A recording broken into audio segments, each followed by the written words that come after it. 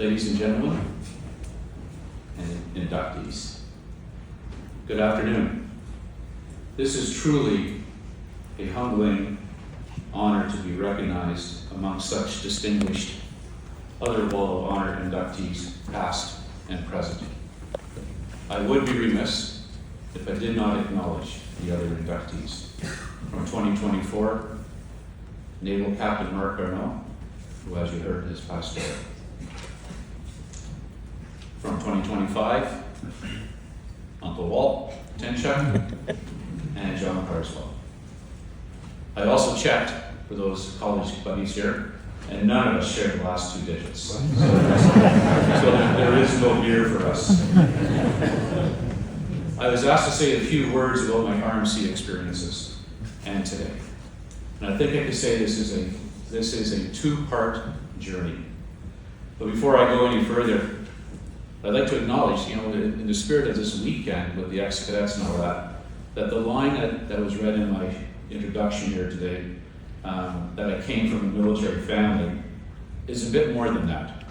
My birth father, Flying Officer Robert Earl Reed, RMC College number 3243, class of 1954, who was unfortunately killed in the T-33 Silver Star crash when I was 18 months old. His name is upstairs, actually his photo is upstairs in Mackenzie Hall and in the seventh book of Remembrance on Parliament Hill. The first part of my journey started with my 4 years here at RMC, and I could summarize my college experience as being unremarkable, to be very honest. I loved being in the band as a piper and on the college rifle team. My stint on fencing was very short. My love for Canadian military history, and we're just surrounded with it here, was curated here at the college. I was not an exceptional cadet, rather one of the rank and file. I was just a two-barman. Even my profs at graduation commented on my exceptionalism, congratulating me on being 6th in my honors history class, and then capping it off with, there were only 6 in the class. Kind of puts a perspective here. Truth, Duty, Valour, TDV. We've heard that a lot this weekend. I firmly believe these words were well entrenched as part of my RMC journey and have matured over time. But never did I imagine how those 3 words would be tested. It is something that RMC, unbeknownst to myself, subtly prepared me for the challenges that lay ahead. My military career, which I loved, was cut very short when I was seriously injured in Croatia 30 years ago in 2 weeks' time. My second journey began when I did not die in that unmarked minefield in Croatia, thanks to the heroic efforts of British Army Major Toby Bridge, who received the Medal of Bravery that day in that minefield. I embarked on a new path, and this was not a path or a journey I chose, but over time I've come to embrace it. After I was injured, I realized something terribly was wrong with how our injured, myself included, were treated and compensated. I felt so compelled to do something like nothing I've ever experienced before. It was a calling, and I had no idea what that something would have led to.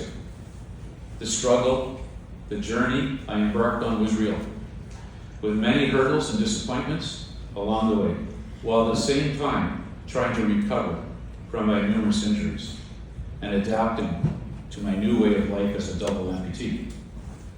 But after 7 years of advocating for change, things changed, and for the better, as you heard.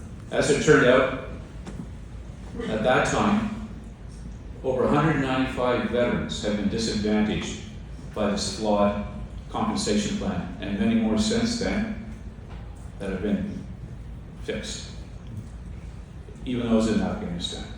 Every now and then, I encounter one of those veterans, and they have all said, "You're that guy.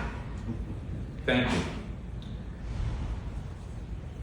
And I find that very heartwarming, considering what I went through.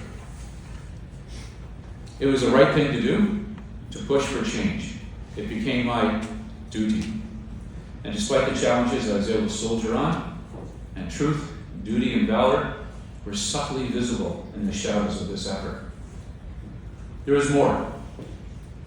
After my wife visited me while I was in ICU in Germany, the second visitor I had was a classmate, class of 80, who was on business in Europe, deviated from his work schedule, and came to the hospital. Brian Reed, thank you, wherever you are. Some of the first visitors I had while I was recovering here in Canada were also classmates of mine, class of 80. Mike Ward, who is here today, Tony Ashfield, who is also here today, and thank you. When the challenges of trying to change the system became daunting, almost overwhelming, another classmate of mine stepped forward to help in a huge way, Mike Kennedy, and he is here today. Thank you, Mike. There is a common theme here, folks, my RMC classmates. RMC became much more than an institution. It was cathartic. I was not alone. It was hope.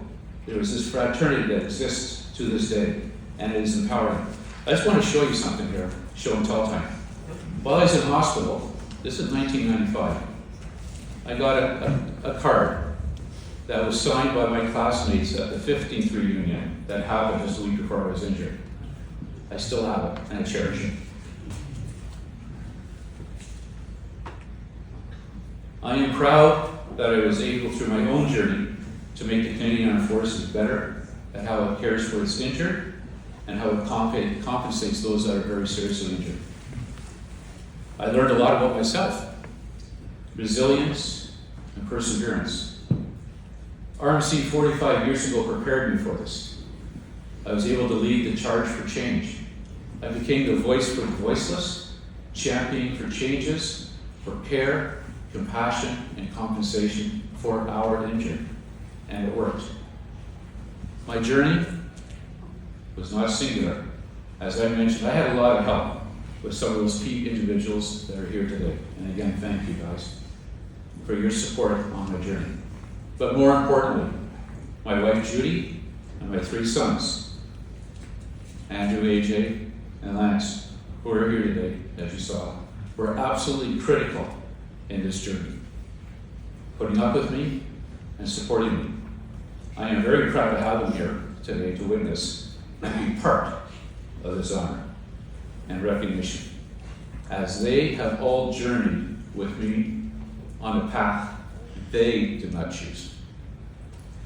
I'd be also remiss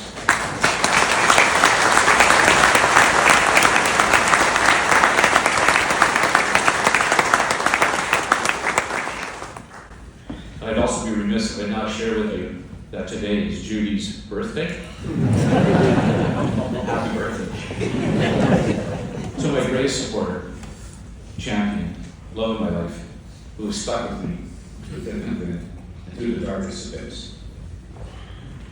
Happy birthday.